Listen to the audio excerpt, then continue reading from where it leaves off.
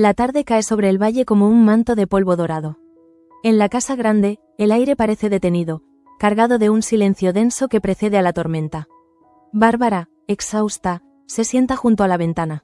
La luz que entra es fría, indiferente. A través del cristal observa el jardín, pero lo que realmente ve es su propia derrota reflejada en los vidrios empañados.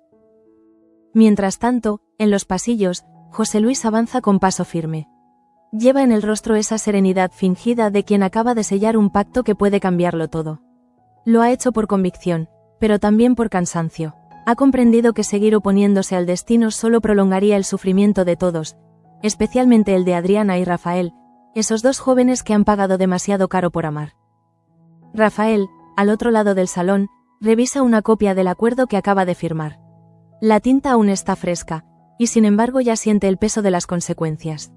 Sabe que su padre no lo aprobará, que Victoria lo interpretará como una humillación, y que José Luis, pese a sus buenas intenciones, ha abierto una puerta que nadie podrá volver a cerrar.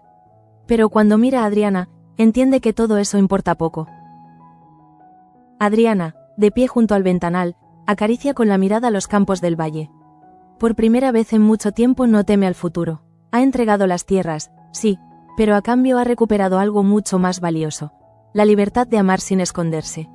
El precio es alto, pero la libertad siempre lo es. En su interior resuena la voz de su madre, recordándole que el amor no se mide en propiedades, sino en coraje. En el despacho, José Luis guarda el documento dentro de una carpeta de cuero y lo sella con su anillo.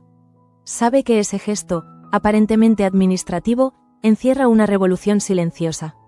El Valle Salvaje nunca volverá a ser el mismo después de ese acuerdo.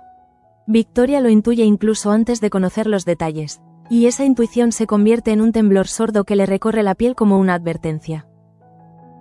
En el ala norte de la casa grande, Victoria pasea de un lado a otro. No soporta el silencio, porque en el silencio escucha su propia impotencia. Cuando uno ha gobernado tanto tiempo desde las sombras, la luz duele. Y ahora todo está iluminado. Su sobrina ha desafiado su voluntad, su marido ha actuado sin consultarla, y el nombre de los de la Cruz ya no impone respeto, sino duda. La escena cambia. En las caballerizas, Alejo observa a Luisa. Ella lleva las manos cubiertas de polvo, los ojos bajos, el corazón en un nudo. Sabe que está mintiendo, pero no sabe mentir bien. Alejo lo nota. Hay algo escondido bajo la paja, un bulto envuelto en tela. Se acerca, despacio, como si se acercara a un secreto que podría destruirlos a ambos. Luisa intenta mantener la calma, pero su respiración la traiciona. Piensa en don Tomás, en las amenazas veladas, en la promesa de un futuro que nunca llegará. Alejo la conoce demasiado bien, la ama, y precisamente por eso siente la punzada de la traición antes de ver la prueba. Cuando extiende la mano y aparta la tela, el corazón se le cae al suelo. La talla sagrada, la misma que falta en la capilla. El sonido de un paso detrás lo sobresalta. Un sirviente ha entrado sin avisar, y su rostro se tensa al ver la escena. Luisa balbucea una excusa, pero el daño ya está hecho. En Valle Salvaje, los secretos duran lo que tarda el viento en cruzar las montañas. Y este, en particular, promete arrasar con todo a su paso. Mientras tanto, don Tomás aguarda en la sombra del establo, impaciente. Cada minuto que pasa sin que Luisa aparezca aumenta su irritación. Está convencido de que el destino le debe algo. Su ambición se disfraza de justicia, pero lo que busca es redención. Robar la talla no es solo un acto de codicia, es su manera de decirle al mundo que también él puede desafiar el poder de los Gálvez. En otra parte de la finca, Rafael conversa con José Luis. El joven intenta convencerlo de que ha hecho lo correcto, pero el mayordomo no necesita ser convencido. Él también ha amado alguna vez, y sabe que hay decisiones que no se justifican con palabras, sino con el temblor en la voz de quien las toma. Sin embargo, le preocupa lo que vendrá después. La duquesa no perdona. El rostro de José Luis se endurece al pensar en Victoria. La ha visto furiosa antes, pero esta vez su cólera será distinta. No será el estallido del orgullo herido, sino el rugido del poder que se siente amenazado. Él ha firmado un pacto de amor, pero también una declaración de guerra. Y aunque lo sabe, no se arrepiente. La justicia, en el valle, rara vez coincide con la ley. En el despacho de los Gálvez, Leopoldo escucha en silencio las palabras de su hijo. Rafael habla con convicción, pidiendo que la familia se una, que Alejo y los de Aguirre regresen a la casa grande. Pero el duque no se conmueve. Para él, la unidad no es una cuestión de sentimientos, sino de control. Y un Gálvez que ama por encima del linaje es, para él, un traidor. La tensión entre padre e hijo se espesa como el aire antes de la lluvia. Leopoldo lo mira con ese gesto que mezcla desprecio y compasión. En el fondo, reconoce en Rafael la misma rebeldía que él tuvo de joven, aquella que sacrificó por el título y la herencia. Pero no puede admitirlo. Lo que uno renuncia por poder no puede ser reclamado sin dolor. En paralelo, Bárbara camina por los jardines con Irene. Su voz es apenas un hilo, quebrada por la resignación. Le confiesa que ya no puede más, que cada amanecer es un castigo, y que la única salida que ve es aceptar lo inevitable. Irene la escucha, desconcertada, intentando entender si esas palabras son súplicas o despedidas. Cuando Bárbara le pide que se case con Leonardo, no lo hace por conveniencia, sino por desesperación. En los ojos de Bárbara se percibe una tristeza antigua, esa que no viene de una pérdida reciente sino de una vida entera gastada en sacrificios. Durante años ha fingido fortaleza, ha sido esposa, madre, dama, pero nunca libre. Ahora comprende que liberarse no siempre significa escapar, sino rendirse ante lo que no se puede cambiar. Por eso el título de este capítulo lleva su nombre. Su rendición es también su redención. Irene, al volver al salón, busca a Leonardo. No sabe cómo repetirle las palabras de Bárbara sin romperse. Lo encuentra ensayando en el piano, perdido en una melodía que suena a nostalgia. Cuando ella le comunica la súplica de su madre, él reacciona con incredulidad. Cree que es otra manipulación de su padre, otro intento de encadenarlo. Pero hay algo en la voz de Irene que lo hace dudar. Leonardo siente un peso nuevo, una culpa que no le pertenece pero lo atraviesa. Si acepta casarse con Irene, salvará a Bárbara de su sufrimiento. Si no lo hace, cargará con su culpa. Y en ese dilema se resume su tragedia. Vivir entre el deber y la verdad del corazón. Nadie le enseñó a conciliar ambas cosas. Don Hernando, mientras tanto, observa desde el umbral. Conoce cada gesto de su hijo y sabe que está cediendo. Su satisfacción es silenciosa, pero evidente. Cree que ha recuperado el control, sin notar que lo que realmente ha logrado es apagar la última chispa de fe en los ojos de Leonardo. Cuando más domina, más se queda solo. En otro rincón de la propiedad, Pedrito conversa con don Hernando. El anciano, con su tono paternal y cruel, le asegura que si Bárbara sigue sus consejos, dejará de sufrir. Pedrito asiente, sin comprender del todo que lo que el duque llama dejar de sufrir es, en realidad, someterse. En el Valle Salvaje, las palabras tienen doble filo, y la compasión suele esconder cadenas. De vuelta en las caballerizas, Alejo se debate entre el amor y la traición. No puede denunciar a Luisa, pero tampoco protegerla. Sabe que la justicia en la casa grande no tiene matices. O eres leal o eres enemigo. El sudor le corre por la frente mientras intenta decidir. Entonces, un ruido metálico resuena. Alguien más ha visto la escena. La sombra de don Tomás se proyecta sobre el suelo, larga y amenazante. Tomás comprende que su plan se ha venido abajo. En su rostro se dibuja la furia del orgullo herido. No le teme al castigo, sino al ridículo. Nada le duele más que ser descubierto por un muchacho que considera inferior. En ese instante, su mirada se cruza con la de Alejo, y en ese cruce se condensa todo el rencor que el valle ha acumulado durante generaciones. Esa noche, el cielo se cubre de nubes pesadas. Un viento helado barre los corredores de la casa grande. Victoria, en su habitación, recibe la noticia del pacto firmado. El papel tiembla en sus manos mientras lee las condiciones. Libertad a cambio de tierras. Las palabras la perforan. No es el contenido lo que la hiere, sino el hecho de no haber sido consultada. En su mundo, el poder no se comparte, se impone. José Luis, consciente de la tormenta que ha desatado, se acerca a su esposa Teresa. Ella lo mira con mezcla de orgullo y miedo. Sabe que su marido ha hecho lo correcto, pero también que en el valle lo correcto suele pagarse con sangre o destierro. Cuando José Luis le promete que nada malo ocurrirá, ella no responde. Ambos saben que las promesas son inútiles cuando el pasado sigue vivo. Adriana y Rafael, ajenos por unas horas al caos que se avecina, caminan por el campo al atardecer. No necesitan palabras. El silencio entre ellos ya no es distancia, sino refugio. Él la toma de la mano y siente, por primera vez en mucho tiempo, que el mundo puede ser un lugar justo. Pero al fondo, las luces encendidas de la casa grande parecen recordarle que la felicidad en Valle Salvaje siempre tiene fecha de caducidad. El sonido de una campana interrumpe el momento. Un sirviente corre desde la entrada, gritando algo que apenas se entiende. Rafael y Adriana se miran, inquietos. Saben que la calma nunca dura. Mientras regresan a la casa, el viento arrastra las primeras gotas de una lluvia fina. Es como si el valle, en su sabiduría ancestral, intentara purificar los pecados de sus habitantes, aunque sea por una noche. Y allí, bajo ese cielo gris, el destino de todos empieza a cambiar sin que nadie lo note del todo. La madrugada llega envuelta en un silencio áspero, como si el valle respirara con dificultad después del vendaval emocional que lo había estremecido. En el despacho principal, la chimenea arde débilmente, proyectando sombras irregulares sobre los retratos familiares. José Luis aguarda, de pie, con los brazos cruzados, sabiendo que Victoria vendrá. No porque lo haya citado, sino porque ella no tolera los actos de rebeldía sin respuesta. Y llega, envuelta en terciopelo oscuro, con la cabeza alta y la mirada de quien lleva una corona invisible. No dice palabra al principio, camina lentamente hacia el escritorio, observa el documento del pacto y lo toca con la punta de los dedos, como si acariciara una traición. Luego levanta los ojos y su voz, cuando por fin rompe el silencio, suena como acero bajo seda.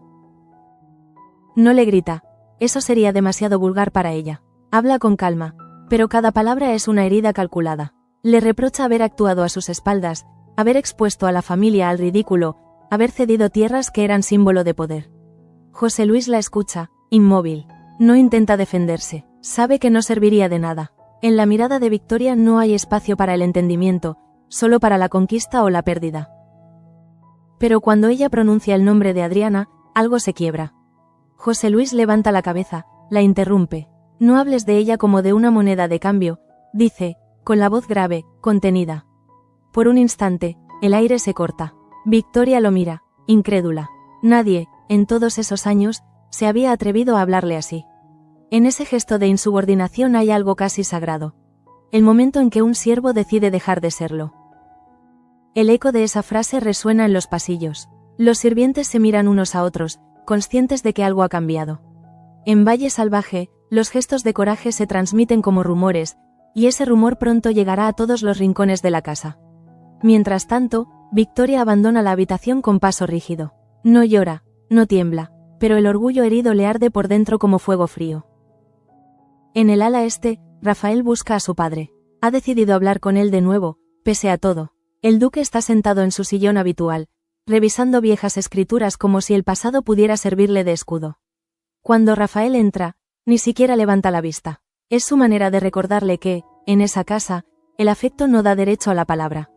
Pero Rafael habla igual, le dice que ha firmado un pacto con José Luis, que lo ha hecho por amor, y que no piensa retractarse.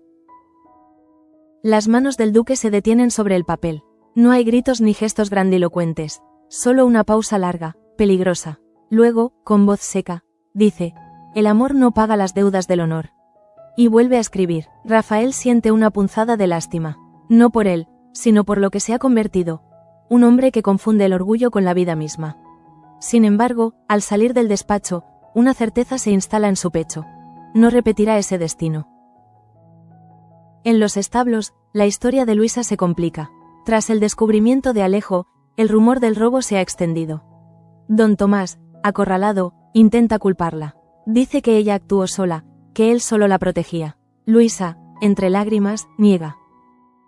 Pero en la casa grande, las lágrimas de una sirvienta valen poco frente a la palabra de un caballero. Alejo interviene, dispuesto a asumir su parte. Lo hace por amor, pero también por dignidad. Nadie merece cargar solo con la vergüenza de una manipulación. El enfrentamiento se traslada al patio principal. Rafael llega atraído por el alboroto. Sus ojos recorren la escena.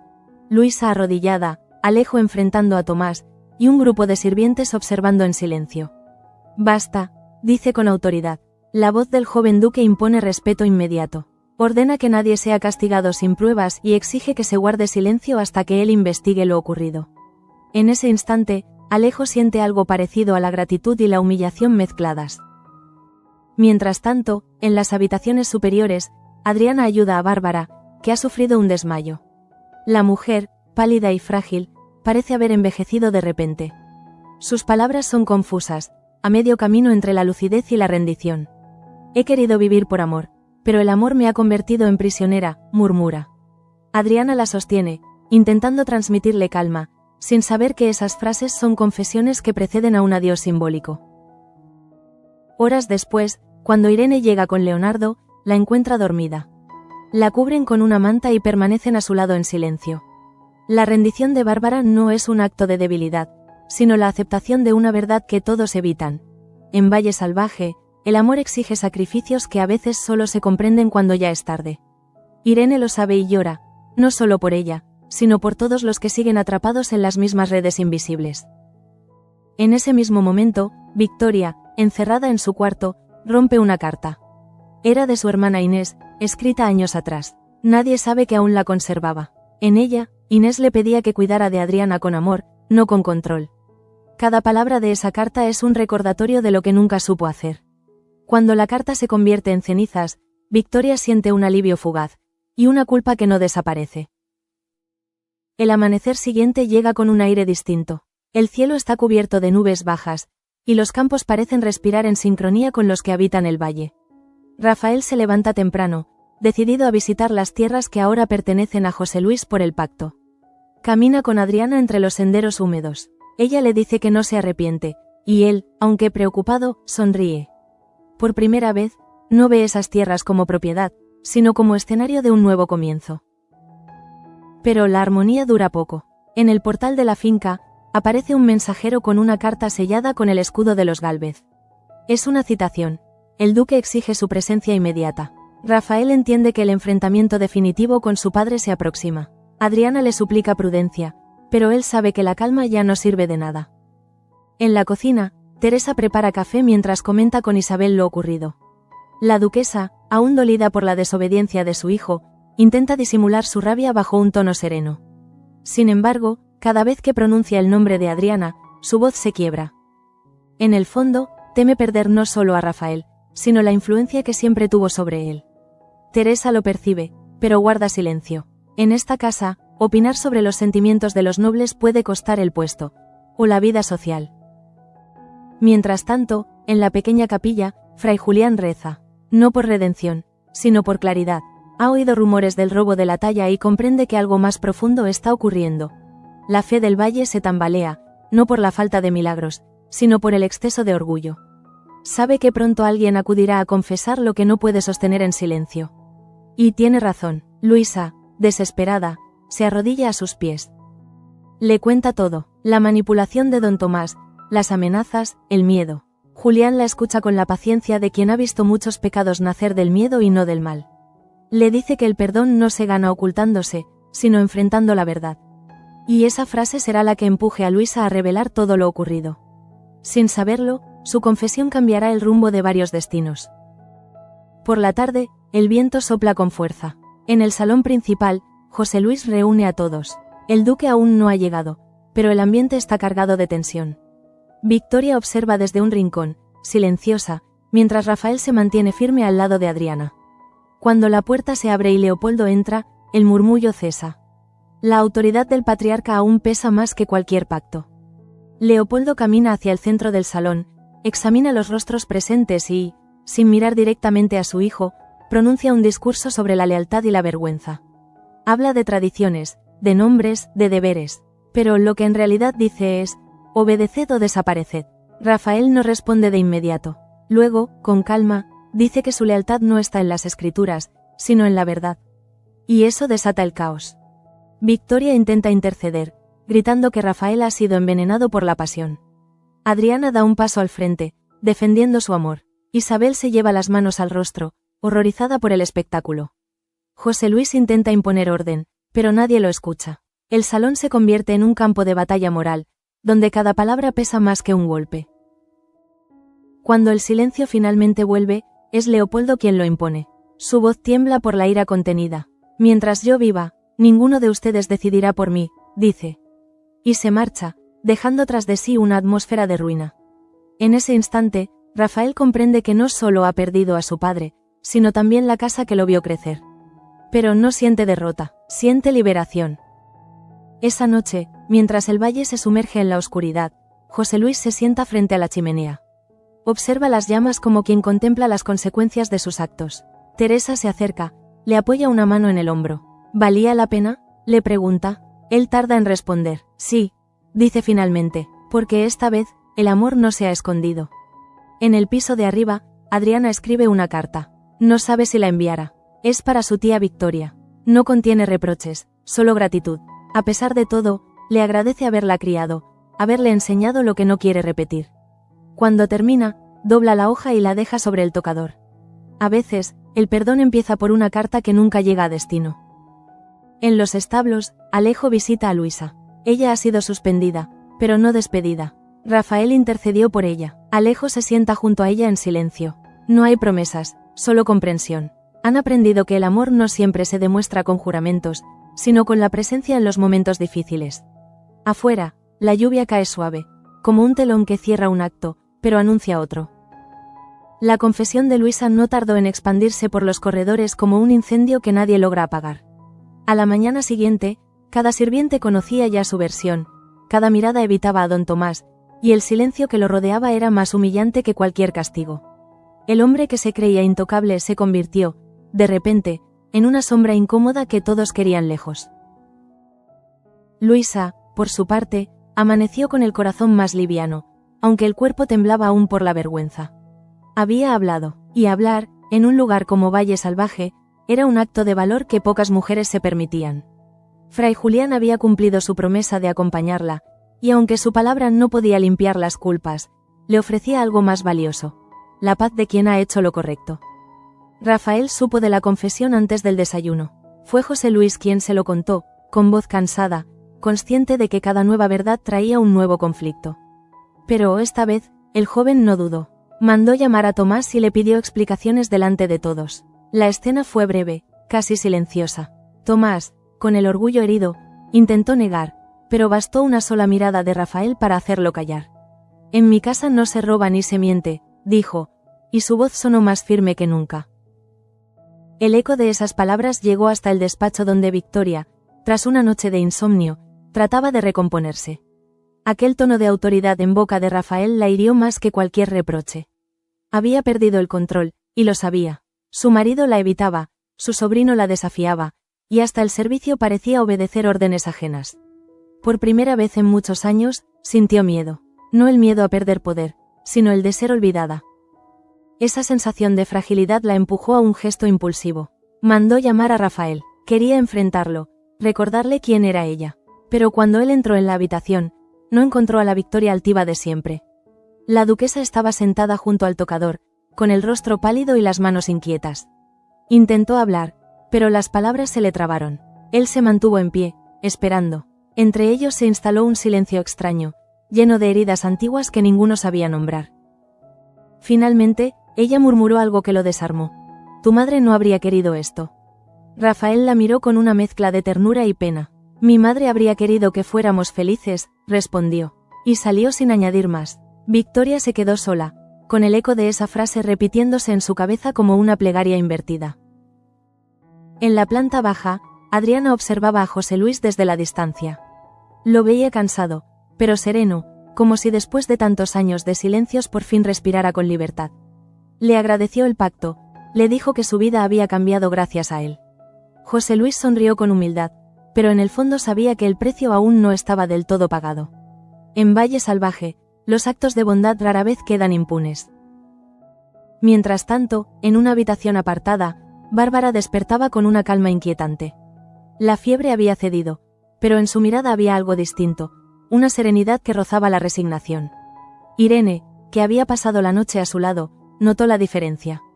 Te encuentro mejor, le dijo, intentando sonreír. Bárbara asintió, pero su respuesta fue apenas un suspiro. En su mente, la decisión ya estaba tomada. Pasado el mediodía, pidió ver a Leonardo. Él acudió, sin saber que aquella conversación cambiaría su vida. Bárbara lo miró como si quisiera grabar su rostro por última vez. Le habló con voz suave, sin reproches. Le dijo que aceptaría lo que el destino dispusiera, que no debía cargar con su culpa. Leonardo no comprendió del todo. Creyó que eran palabras de consuelo, sin advertir que en realidad eran de despedida. Cuando se marchó, Bárbara se quedó mirando por la ventana. El sol brillaba con una luz tan dorada que hería los ojos. Recordó sus años de juventud, los bailes, las promesas, la risa que una vez llenó esa misma casa. Todo parecía tan lejano. He luchado tanto por amor que olvidé cómo amar, pensó. Y en esa revelación encontró, por fin, la paz. En la tarde, Luisa fue llamada al despacho de Rafael. Él la recibió con amabilidad, no con dureza. Le dijo que sabía todo, pero que también sabía distinguir entre culpa y miedo. Le agradeció haber hablado. Luisa rompió a llorar, no de tristeza, sino de alivio. Sentía que, por primera vez, alguien la veía como persona, no como una herramienta. Rafael le prometió que tendría una segunda oportunidad, y en ese gesto, más que en 1000 discursos, demostró ser el verdadero heredero del valle. Alejo presenció la escena desde fuera, sin atreverse a entrar. Cuando la vio salir, comprendió que el amor que sentía por ella seguía intacto, aunque ahora tenía un peso nuevo: la necesidad de protegerla del juicio de los demás. Esa noche, la buscó en los establos. No hablaron, se limitaron a mirarse mientras el viento movía las lámparas de aceite. Y en ese silencio compartido encontraron algo parecido al perdón. En la casa grande, sin embargo, la calma no duró. Isabel, tras enterarse del pacto firmado y de la decisión de Rafael, convocó a José Luis a solas. Quería comprender sus motivos, pero lo que en realidad buscaba era una forma de anularlo. Le habló con cortesía, pero con una frialdad calculada. Le recordó su posición, su dependencia del apellido Gálvez. Un mayordomo no decide el destino de sus señores, dijo, midiendo cada sílaba. José Luis, con la mirada baja, respondió con una dignidad tranquila: no decidí su destino. Solo evité que lo destruyeran. La frase cayó como una piedra en el silencio del salón. Isabel no supo qué decir. Por primera vez, alguien le había devuelto sus propias palabras convertidas en espejo. Lo dejó ir sin despedirse, pero en su interior ardía una furia contenida que pronto buscaría salida. Poco después, en la capilla, Fray Julián encendió una vela por Bárbara. No sabía por qué, pero sintió la necesidad de hacerlo. Era como si algo en el aire anunciara una despedida. A veces el alma percibe lo que el cuerpo aún ignora. Esa misma noche, cuando el reloj marcó las 11, una de las doncellas encontró la habitación de Bárbara vacía. La ventana abierta, la brisa moviendo las cortinas, y sobre la mesa, una carta. La noticia se extendió con rapidez. Irene fue la primera en leerla. No busquéis mi cuerpo, buscad mi descanso, decía. Nadie entendió si era una metáfora o una despedida definitiva. Leonardo cayó de rodillas, deshecho. Don Hernando, al enterarse, enmudeció. Por primera vez, el hombre que había gobernado con puño de hierro no supo qué decir. Rafael y Adriana llegaron poco después, y la atmósfera en la casa grande cambió para siempre. El cuerpo de Bárbara no apareció, pero su ausencia se sintió como una presencia constante. En los días siguientes, cada rincón parecía susurrar su nombre. Irene colocó flores en su ventana y prometió cuidar de Leonardo. Nadie volvió a mencionar la palabra rendición, pero todos sabían que eso era exactamente lo que había hecho: rendirse para liberarse. Mientras la familia intentaba recomponerse, el valle respiraba una calma engañosa. Los jornaleros seguían su rutina, pero en las tabernas se hablaba del pacto, del robo frustrado, de la desaparición de la señora. El nombre de José Luis se repetía en voz baja, entre respeto y miedo. Había alterado el equilibrio de poder, y aunque algunos lo admiraban, otros lo veían como una amenaza. Victoria, recluida, observaba el mundo desde su ventana. Las sombras del atardecer se alargaban sobre los jardines. Sabía que la desaparición de Bárbara la convertía en la única mujer de su generación aún en pie, pero no se sentía vencedora. A veces el poder sin afecto es solo una forma de vacío. Al mirar su reflejo en el espejo, se preguntó en qué momento su fuerza se había transformado en soledad. Esa noche, se sentó a escribir una carta a su sobrina. No de perdón ni de reconciliación, sino de advertencia. El amor te ha dado alas, pero recuerda que el valle no olvida, escribió. Sin embargo, al terminarla, no la firmó. Tal vez porque en el fondo sabía que el rencor también se cansa. Rafael, ajeno a esas intrigas, decidió salir del valle por unos días. Quería respirar lejos del peso de los apellidos. Adriana lo acompañó hasta la colina donde termina la finca. Desde allí, el paisaje parecía otro. Los campos extendidos, las montañas en la distancia, y la bruma que cubría los caminos. ¿Volverás?, preguntó ella, con voz baja. Él sonrió. Siempre se vuelve al lugar donde uno ama, respondió. En su ausencia, José Luis asumió el control práctico de la casa. No por ambición, sino por responsabilidad. Sabía que alguien debía mantener el orden mientras los Gálvez se enfrentaban a sus fantasmas. Lo hacía con prudencia, consciente de que cada decisión podía ser interpretada como una afrenta. Teresa lo apoyaba, aunque el miedo la rondaba cada noche. Un amanecer, mientras el sol nacía entre las colinas, un campesino llegó con una noticia inesperada. Habían encontrado algo cerca del río. No un cuerpo, sino un broche, el que Bárbara llevaba siempre prendido al cuello. Irene lo sostuvo entre los dedos como si fuera un trozo de su alma. Ella está en paz, dijo, convencida. Nadie la contradijo. En Valle Salvaje, las certezas no se discuten cuando nacen del corazón. Los días posteriores a la desaparición de Bárbara se deslizaron lentos, como si el tiempo mismo temiera avanzar. La casa grande permanecía en una calma extraña, rota solo por los pasos amortiguados de los sirvientes. En cada esquina se respiraba un luto silencioso, pero no por una muerte confirmada, sino por la certeza de que algo se había quebrado para siempre. Victoria, cada mañana, recorría los pasillos con un libro en la mano. Fingía leer, aunque no pasaba una sola página. Aquello era solo un pretexto para oír lo que los demás decían cuando creían que no estaba escuchando. En esas voces veladas descubría una nueva realidad. Ya nadie la temía como antes. El poder que durante años había ejercido con mano firme se deshacía en murmullos y miradas que la eludían. Isabel, en cambio, aprovechó el vacío para extender su influencia. Organizaba reuniones discretas con los administradores, daba órdenes a los criados con la naturalidad de quien siempre esperó este momento. La rivalidad entre ambas mujeres se reavivó con fuerza. Ya no era solo cuestión de autoridad, sino de supervivencia. Una casa con dos reinas no podía sostenerse mucho tiempo. José Luis lo entendió enseguida. Desde su discreto lugar de mayordomo, observaba la tensión crecer. Intentaba mantener la neutralidad, pero sabía que cada gesto, cada palabra, podía ser interpretada como una alianza. Su pacto con Adriana y Rafael lo había marcado. Ahora era visto por unos como un traidor y por otros como un redentor. En el valle, ambos roles se pagan caro. Mientras tanto, Rafael regresó al anochecer del quinto día. Nadie lo esperaba. Su figura apareció al final del camino de cipreses, cubierta de polvo y cansancio. Al verlo, Adriana corrió hacia él sin decir nada. Se abrazaron en silencio, y en ese gesto se concentró toda la historia de su amor. La lucha, el miedo, la esperanza. Él le contó que había recorrido las colinas, hablado con los campesinos, buscado señales de Bárbara. No encontró nada, salvo el rumor de que el río, esa frontera invisible entre lo que fue y lo que será, se había llevado sus secretos. Esa noche, Rafael fue recibido por su madre. Isabel lo observó largo rato antes de hablar. Tu ausencia nos ha dejado vulnerables, le reprochó. Pero Rafael, con voz tranquila, respondió: mi ausencia no ha hecho más daño que sus guerras. La frase quedó suspendida en el aire como una condena. Isabel no replicó. Por primera vez comprendió que su hijo ya no le pertenecía. En el comedor, durante la cena, la tensión era palpable. Victoria e Isabel evitaban cruzar miradas, pero sus silencios hablaban por ellas. José Luis servía el vino con un cuidado casi ritual. Adriana intentaba mantener la conversación ligera, aunque sabía que ninguna palabra podría suavizar el filo de esa mesa. De pronto, una ráfaga de viento abrió una ventana. Las velas titilaron. En el reflejo del cristal, todos vieron por un instante algo que los estremeció. El asiento vacío de Bárbara, iluminado por la llama temblorosa. Nadie dijo nada, pero todos sintieron lo mismo. La casa estaba llena de ausencias. Poco después, Leonardo abandonó el salón. No soportaba más aquella atmósfera. Irene lo siguió. Lo encontró en la galería, mirando el jardín.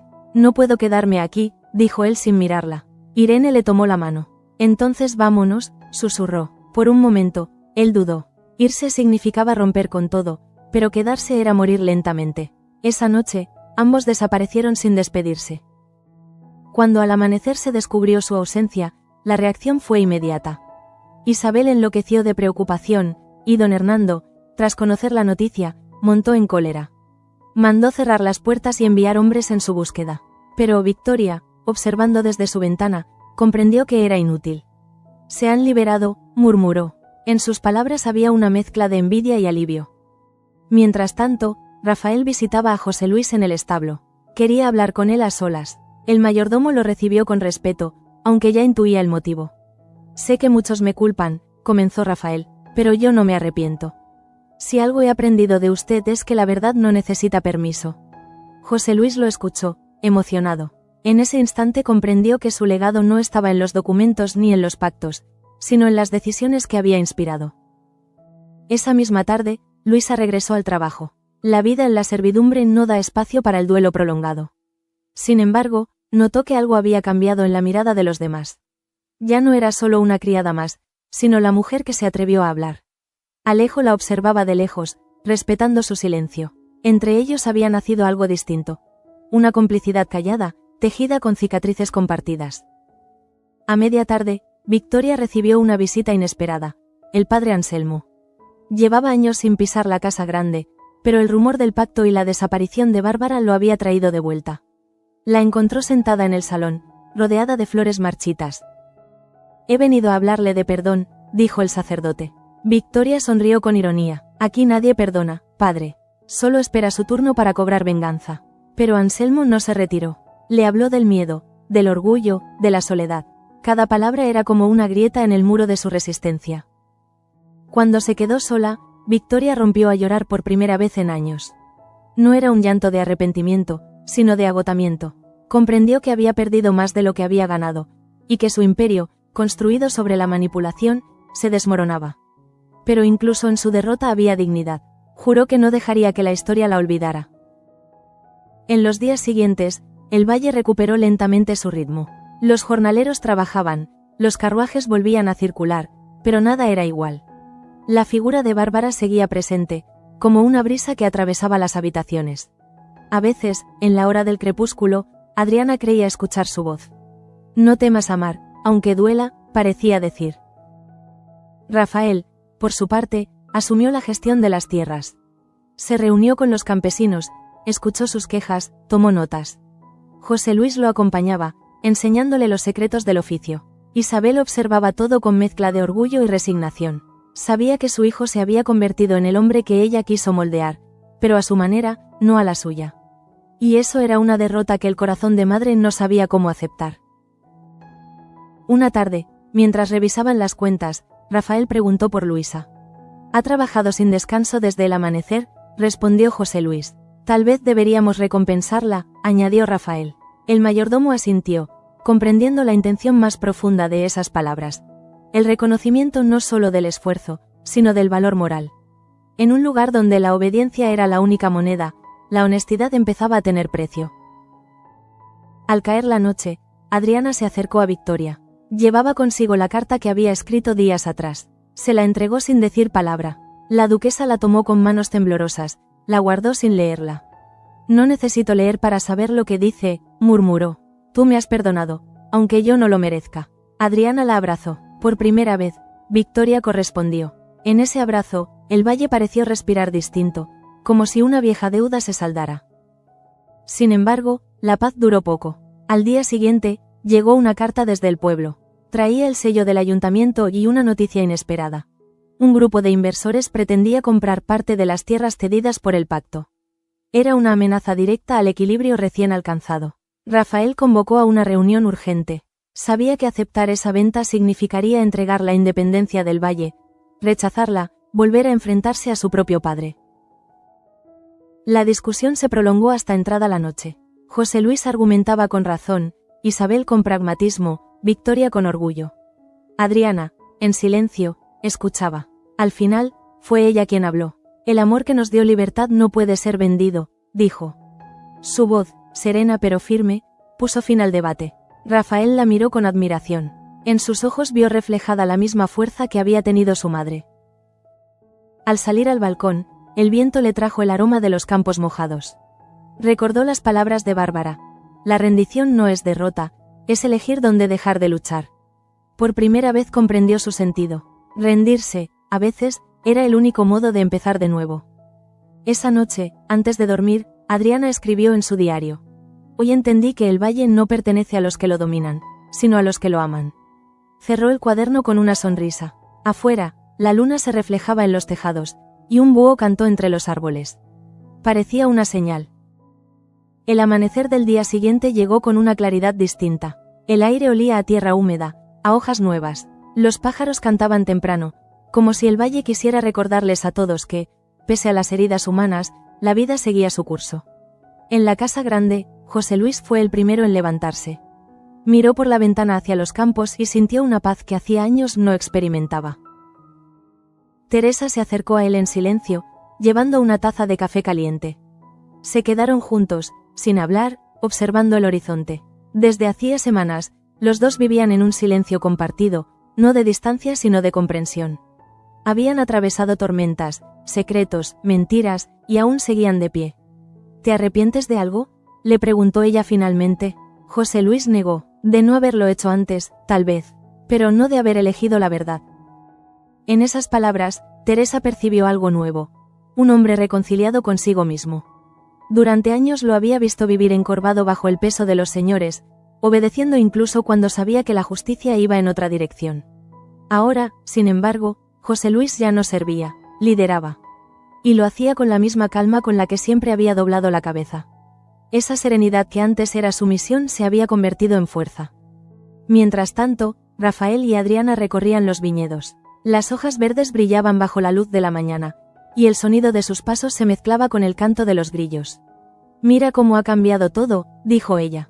Rafael asintió. «El valle se parece más a nosotros ahora. Lleno de heridas, pero vivo». Se detuvieron un instante. Entre los surcos, un campesino saludó desde lejos. No había reverencia en su gesto, solo respeto. Ese pequeño detalle bastó para que Rafael entendiera que había logrado lo que su padre nunca pudo: ganarse el corazón de la gente. En el despacho, Isabel observaba desde la ventana. Su hijo y aquella joven eran una visión de todo lo que ella había perdido por aferrarse a las apariencias. En sus manos tenía la carta de los inversores, aún sin respuesta. Finalmente la rompió. No vendería nada. El valle seguiría siendo de quienes lo trabajaban y lo amaban. Esa decisión, aunque silenciosa, fue su manera de pedir perdón. A media mañana, llegó una carta desde el convento de Santa Eulalia. Llevaba el sello del obispo y una noticia inesperada. Bárbara estaba viva. Había ingresado allí la noche de su desaparición, buscando refugio espiritual. No quería volver, pero había pedido enviar una sola línea: «He hallado la paz. Cuidad del valle, como yo cuido ahora de mi alma». Al leerla, Irene sonrió entre lágrimas. Era el cierre perfecto para un alma cansada. La noticia corrió rápido, y la casa entera suspiró con alivio. Incluso don Hernando, aunque no lo confesó, se encerró en su estudio con la carta en la mano y permaneció allí largo rato. Algunos decían que rezó, otros que lloró, nadie lo sabrá nunca, pero desde ese día su voz perdió la dureza de antaño. Tal vez porque, en el fondo, comprendió que el amor no se impone, se deja ir. Por la tarde, Victoria pidió ver a José Luis. Lo recibió en el antiguo salón azul, donde colgaban retratos de generaciones pasadas. El aire olía a cera y a polvo. Ella estaba sentada, más frágil que nunca, pero aún con ese porte que no se apaga ni con los años ni con las derrotas. «He pasado la vida tratando de dominarlo todo», confesó, «y solo he conseguido quedarme sola». José Luis la escuchó sin interrumpir. «No está sola, duquesa», dijo al fin. «Solo ha olvidado cómo dejarse acompañar». Ella lo miró sorprendida. Por primera vez, en lugar de discutir, sonrió. Una sonrisa pequeña, sincera, casi infantil. «Quizá ya sea tarde para mí», murmuró. «Nunca es tarde para volver a empezar», respondió él. Esa conversación, tan breve, fue suficiente para que algo se disolviera entre ellos. El rencor, el miedo, la desconfianza. Cuando José Luis salió del salón, Victoria se levantó, se acercó al retrato de su hermana Inés y susurró: «He cumplido, aunque no como tú querías. Pero al menos tu hija ha sido libre». Esa misma noche, el valle se iluminó con una cena improvisada en el patio. No era una celebración oficial, sino un gesto espontáneo. Rafael había ordenado abrir las bodegas y compartir el vino con los trabajadores. Isabel, contra todo pronóstico, aceptó sentarse junto a ellos. Los sirvientes, incómodos al principio, pronto se contagiaron de la risa de Adriana, que insistía en servir ella misma. José Luis y Teresa, al fondo, se miraban con complicidad. Alejo y Luisa también estaban allí. Él le ofreció una copa, y por primera vez en mucho tiempo ella aceptó. No hablaron del pasado, sino del futuro. «No sé qué vendrá ahora», dijo ella. «Lo que venga, lo enfrentaremos juntos», respondió él. En sus miradas se adivinaba una promesa que no necesitaba juramentos. A medida que la noche avanzaba, la música llenó el aire. Rafael tomó la mano de Adriana y la llevó al centro del patio. Bailaron despacio, bajo las luces tenues y el murmullo del viento. Todo el valle los observaba, y por un instante pareció que cada herida, cada traición, cada pérdida, encontraba sentido en ese momento. No era una historia de victoria, sino de supervivencia, y en el valle salvaje, eso era lo más cercano a la felicidad. Desde la galería, Victoria contemplaba la escena. No bajó, no participó, pero en sus ojos había una ternura desconocida. Quizá entendió, por fin, que el poder no se sostiene con miedo, sino con amor. Y al ver a su sobrina reír, supo que el legado de los de la Cruz no sería el control, sino la libertad.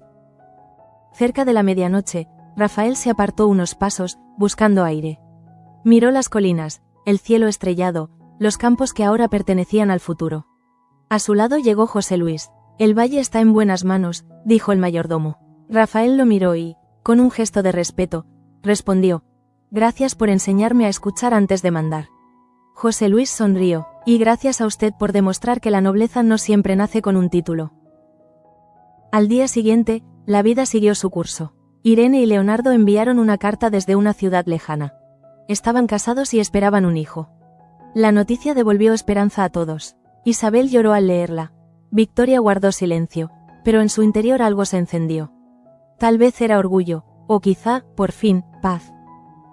En los meses siguientes, el valle floreció. Las cosechas fueron abundantes, los trabajadores recibieron mejoras, y la vieja rivalidad entre las familias se transformó en colaboración. José Luis, aunque cansado, siguió sirviendo hasta el final, y su nombre comenzó a pronunciarse con respeto. Adriana, cada mañana, caminaba por los campos con un cuaderno en la mano, anotando ideas, sueños, cambios. Rafael la observaba desde lejos, sabiendo que la fuerza de aquel lugar nacía de ella tanto como de la tierra. Una tarde, cuando el sol se escondía tras las montañas, ambos subieron a la colina donde todo había comenzado. El viento soplaba suave, y las sombras del atardecer cubrían los viñedos. Adriana tomó la mano de Rafael y dijo: ¿sabes? Creo que el valle no nos pertenece. Somos nosotros quienes le pertenecemos a él. Él asintió, y mientras lo amemos, seguirá vivo. Se quedaron allí, en silencio, observando cómo la luz se apagaba poco a poco. Detrás de ellos, la casa grande se veía tranquila, casi nueva. Dentro, Teresa cerraba las ventanas, José Luis guardaba los libros de cuentas, e Isabel encendía una vela frente al retrato de Bárbara. Victoria, en su habitación, escribía una última carta, sin destinatario. He aprendido que el amor no se conquista, se siembra, y florece cuando uno deja de vigilarlo. Esa noche, el valle salvaje durmió sin miedo. Por primera vez en mucho tiempo, el viento no traía rumores, sino canciones.